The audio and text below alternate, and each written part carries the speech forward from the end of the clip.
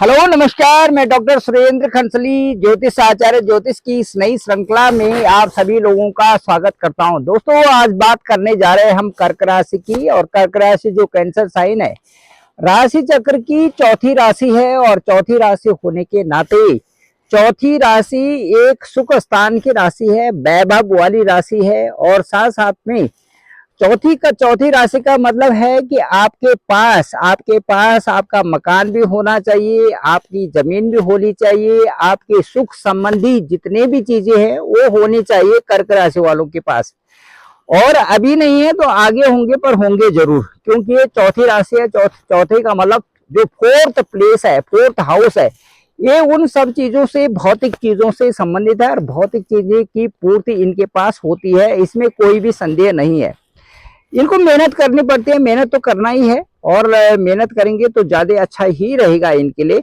अब मैं ये बताना चाहूंगा, जो सबसे महत्वपूर्ण बात ये है कि जो पुनर्वसु, पुष्य और अश्लेषा 3 नक्षत्र हैं, और 3 नक्षत्रों के ही जो 9 चरण हैं उससे ये राशि बनी हुई है। अब इनमें सम्मिश्रण है, और बहुत सारी जो करेक्टरिस्टिक्स हैं, ये इन्हीं जो 9 नक्षत्र के, यदि इन्हीं 9 नक्षत्रों को एक एक करके इनका वर्णन किया जाए, नौ नौ जो 3 नक्षत्र हैं और इनके जो 9 चरण हैं, उनको एक एक करके उनका वर्णन किया जाए, डिस्क्रिप्शन लिया जाए, एक्सप्लेनेशन किया जाए, तो आपको पूर्णतया से अपने बारे में पूरा पता चलता रहेगा कि कब कब क्या हो रहा है, और कब किस तरह की परिस्थितियां आपके साथ में आने वाली हैं, किन परिस्थितियों से आप जूझ रहे हैं और किन परिस्थितियों से आप आगे बढ़ रहे हैं। अब मैं आपको ये बताना चाहूंगा कि जो वर्तमान में आपका पहले तो शनि का अभी जो 29 मार्च 2025 को शनि आपके अष्टम भाव में थे।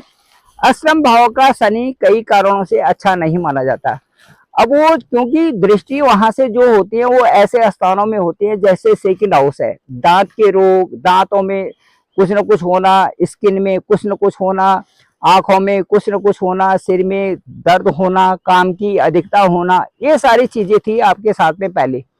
अब ये सारी चीजें तो कम हो गई है। वो उस कम होने का कारण ये है कि जो अष्टम भाव का शनि था, अब वो चले गए आपके ठीक जो है नवम भाव में, 9th हाउस में, 8th हाउस से 9th हाउस में चले गए हैं शनि 29 मार्च 2025 को, जो कि एक बहुत अच्छी बात है इस समय कर्क राशि वालों के लिए।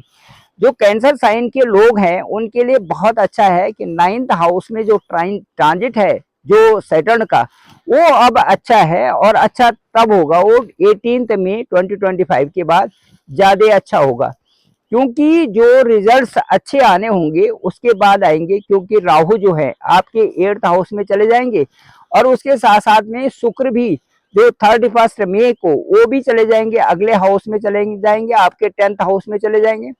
उसके बाद जो बुध है, वो मरकरी है, ये भी आपके 10th हाउस में जाएंगे, ये 6 मई को चले जाएंगे। उसके बाद जो सूर्य है वो भी उच्च के हो जाएंगे, आपके 10th हाउस में उच्च के हो जाएंगे। ये बहुत बड़ी बात हो रही है, क्योंकि अब जैसे ही सूर्य उच्च के होंगे और आपके 10th हाउस में होंगे, तो आप ये कह सकते हैं कि 10th हाउस आपका बहुत अच्छा हो गया। वो कैसे हो गया?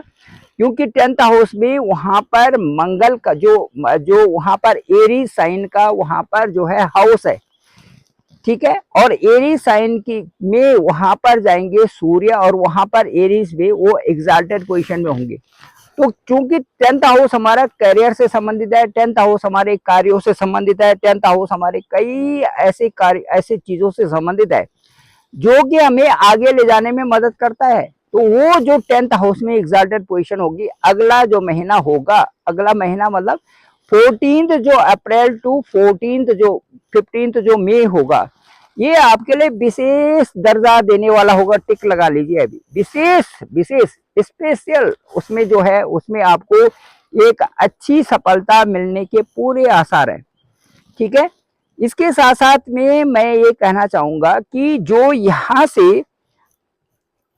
जो यहाँ आपका इस समय जहां पर शनि गोचर कर रहे हैं, और जो पहले गोचर वाली स्थिति थी उसमें क्या था कि आपका जैसे स्टॉक मार्केटिंग में उसमें परेशानी, उसके साथ साथ में आपके करियर में परेशानी, जब 8th हाउस में शनि थी उसके साथ साथ में कई चीजों में परेशानी, क्योंकि ढैया भी आपके साथ में चल रही थी। और शनि की ढैया जब अष्टम में हो तो चंद्रमा मन के कारक होते हैं, मन से बहुत सारी चीजें मन से ही संभव है। यदि आपका मन खुश है तो सब कुछ ही है, मन ही देवता, मन ही ईश्वर और मन से बड़ा न कोई। तो यहाँ पर मन सब कुछ हो गया। यदि आपको ईश्वर को प्राप्त भी करना है तो उसी का सहारा लेना है, मन का। और यदि आपको अच्छे कार्य भी करने हैं तो मन ही आपके कराएगा। यदि आप चाहते हैं कि अभी से खुश रहना और आप हर बात में प्रसन्न होकर के खुशी रहे तो अभी से हो सकते हैं, इसी समय से। और आप चाहते हैं धनवान होना तो अभी इसी समय से आप धनवान भी हो सकते हैं। ठीक है, तो मन जो है एक बहुत बड़ी मशीनरी है हमारे अंदर, जो कि मन हमारे पूरे तन को भी और हमारा जो पूरा जो आत्म तत्व है उसको भी बल प्रदान करने वाला मन ही है। जिसका मन खुश रहता है उसकी आत्मा भी खुश रहती है, सीधी सीधी बात है।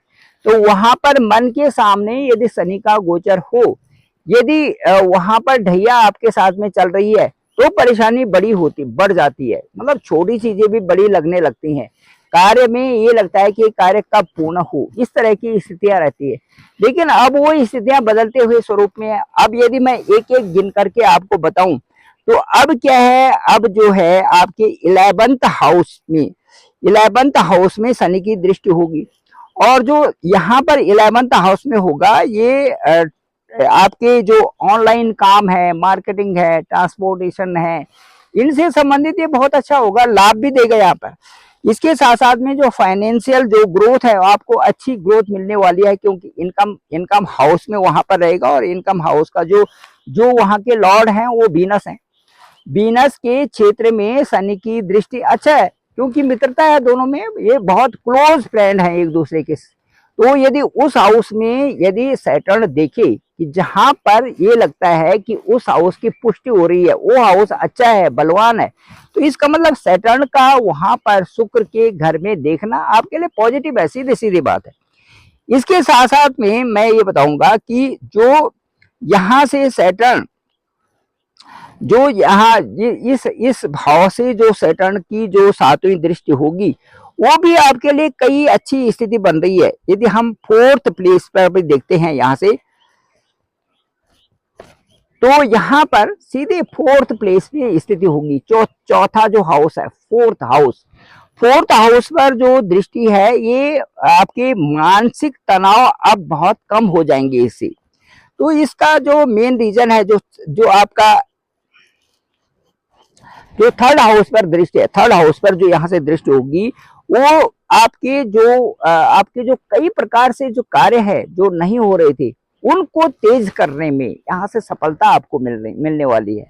और इसके साथ साथ में हम ये देखेंगे कि मानसिक तनाव भी कम होंगे। शनि की ढैया में जो कार्य नहीं हो पा रहे थे वो अब होंगे। और इसके साथ साथ में शनि की ढैया के बाद कई तरह के बदलाव आपके साथ में आ रहे हैं। एक तो यहाँ से जो दृष्टि है, शनि की दृष्टि है, ये आपके सीधे एक तो 3rd हाउस में होगी। 3rd हाउस के बाद जो आपके 6th हाउस में होगी, और ये बड़े अच्छे रिजल्ट्स आपको दे रहे हैं। अब शनि की जो दृष्टि होगी वो 6ठे घर में होगी, और अब 6ठे घर में जो आपका जो प्रॉपर्टी से संबंधित जो चीजें थी, जो रुकी हुई थी, वो पूर्ण होंगी वहां से। इसके साथ साथ में आप जो लेना चाहते थे, प्रॉपर्टी लेना चाहते थे, या जो भी आपके कार्य अटके हुए थे, उनकी पूर्ति अब होना स्वाभाविक होगा। क्योंकि जो शनि की दृष्टि है, एक एकादश भाव होगी, दूसरा आपका पराक्रम हो गया, और तीसरा आपका 6ठा स्थान हो गया। इन स्थानों में शनि की दृष्टि आपके लिए बदलते हुए स्वरूप में बहुत सारे कार्यों को बढ़ा रहे हैं। तो इसलिए जो है 6ठे घर पर, इसलिए क्योंकि जो आप में शत्रुता में कोई भी आपको अब पराजय वहां पर नहीं कर सकता, और उसमें आपको पढ़ना भी नहीं है, शत्रुता में नहीं पढ़ना आपको। यदि आपके 6ठे घर में शनि की दृष्टि है तो उसमें आपको झंझटों में पढ़ना ही नहीं, किसी भी उससे आप दूर ही रहना है, तो ज्यादा अच्छा रहेगा। क्योंकि जो शत्रु भाव में यदि आप पढ़ते हैं कहीं पर, तो वो परेशानी जरूर देगा आपको। तो ये सारी चीजें हैं। अब इसके बाद अगला जो मुख्य इस समय बदलता हुआ स्वरूप है, वो है कि शनि 9th हाउस में है, और उस हाउस को, जिस हाउस में शनि का गोचर होता है ट्रांजिट होता है 29 मार्च के बाद, वो आपके भाग्य स्थान में आ गए हैं। तो भाग्य स्थान में वृद्धि करेंगे ही करेंगे, ये भी परफेक्ट है। अब भाग्य स्थान में जब वृद्धि कर रहे हैं तो इससे धर्म से संबंधित काम, लंबी यात्राएं भी इसमें होती हैं, वो आपके फायदे के लिए होगी। उसके साथ साथ में परिवर्तन, करियर में भी परिवर्तन होगा, और इसके साथ साथ में मांगलिक कार्य जो अभी तक नहीं हुए थे वो भी कार्य, मांगलिक कार्य होंगे। तो उन्नति के जो अब कई सारे ऐसे पड़ाव हैं जिसमें आप उन्नति करेंगे। विशेष बात यदि मैं कर्क राशि वालों के लिए साथ में बोलना चाहूं तो ये है कि 9th हाउस में यदि शनि पॉजिटिव हो गए हैं तो आपका जो भाग्य है ना वो अच्छा हो गया। भाग्यम फलति सर्वदा, एक तो ये आ गया। दूसरा ये हुआ कि वहां से जब शनि ठीक आपके 9th हाउस में है तो वहां से अच्छे कर्मों की तरफ आपको प्रेरित करेंगे, और जब अच्छे कर्म आप करेंगे तो उसका फल भी अच्छा ही मिलने वाला है। अब करियर के जैसे 10th भाव से इर्द गिर्द में शनि है तो कार्य यदि आपका अब स्पीड ज्यादा पकड़ने की पूरी संभावना होगी, क्योंकि जैसे जैसे इनकी दृष्टि पराक्रम भाव में है, छठे घर में है, और जो इनकम के हाउस में है, तो ये हाउसेस ऐसे हैं जहां से वृद्धि करने वाले ही हैं। तो आपको जो झंझट झंझट वाली बातें हैं, जहां पर आपको लगता है कि मेरे लिए ठीक नहीं है, पुष्ट नहीं है, वहां पर आपको नहीं पड़ना है, और आपने वो कार्य कर, अपने कार्यों में अपनी इतनी तेजी लानी है कि उसको आपका अचीवमेंट में आपको बहुत अच्छा एक प्रशस्ति भी मिले, यश भी मिले, स्टेटस भी मिले। उन चीजों पर आपको ध्यान रखना है। Thank you very much. मैं डॉक्टर सुरेंद्र खंसली, ज्योतिष आचार्य। ज्योतिष का इस डिस्क्रिप्शन में मेरा नंबर है 9868280191। आप डायरेक्ट मुझे कॉल भी कर सकते हैं। मैं आपका देखूंगा कि कहाँ असेंडेंट है, कहाँ पर पंचग्रही योग बना हुआ है, किस तरह से ये ग्रह आपको प्रभावित कर रहे हैं, और आने वाला भविष्य में आपके साथ में क्या क्या योग बन रहे हैं जो कि आपके करियर को बहुत अच्छा बना रहे हैं। साथ साथ में आपके लिए जो सबसे सटीक उपाय होंगी वो भी मैं बताऊंगा। और उपायों में मैं तो ये कहता हूं कि अपने जेब में कुछ रख के जाइए, यदि आपके पास है तो किसी गरीब को दान दीजिए। सबसे अच्छा उपाय यही होता है ग्रहों को शांत करने का। यदि गरीबों को आपने कुछ दे दिया, सबसे अच्छा उपाय यही है, क्योंकि इस जन्म का जो मुख्य उद्देश्य है वो परमार्थ है। परमार्थ में किसी को कपड़ा देना, किसी को छाता देना, किसी को रोटी देना, ये सबसे बड़ा परमार्थ है। और ये करते जाइए जहां पर जिसको आवश्यकता है। यदि आपको लगे कि आपके पास है तो बहुत अच्छी बात है। दूसरा, इसके साथ साथ में जो सबसे अच्छी बात है, भगवान जो प्रभु जो गॉड है, जो ऑलमाइटी है, उनके नाम का सहारा जरूर लेना चाहिए। जैसे कि हिंदू मैथोलॉजी के अनुसार जैसे राम शब्द है तो राम का मतलब ये है रमना, अपने आप में, उसमें रम जाना। किसमें रमना? आम में, जो अम है, जो गम है, उसमें रम जाना। कहने का मतलब है उस शून्य में, उस ब्रह्म तत्व में रम जाना जो कि हमारे अंदर है, जो सब जीवों के अंदर है। उस ब्रह्म को सब में देखना, उसमें रमना, उस शून्य में रमना। क्योंकि हमारे अंदर जो शून्य है, जो उस शून्य में जब हम योगा भी करते हैं, जब हम ध्यान भी करते हैं, ये सारी चीजें करते हैं, तो उसका जब लास्ट कंक्लूजन होता है, कंक्लूजन का मतलब उसमें ये निकलता है कि भाई हम हैं क्या, तो वही राम है। राम का मतलब उसमें रम जाना जो आपका शून्य है, जो ब्रह्म है, जो सब जगह व्याप्त है, वो राम है, उसमें रमे। और जो कहा भी गया है कि जो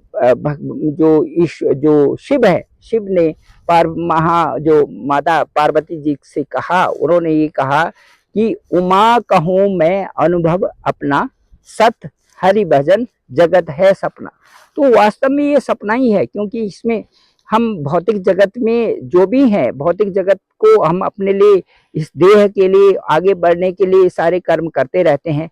लेकिन इसके साथ साथ में सत्य भी यही है कि उस ब्रह्म के साथ में, ब्रह्म का हमेशा जो है उसके साथ रहना, और उस ब्रह्म को महसूस करना, उस शून्य को महसूस करना, उस ब्रह्म को महसूस करना।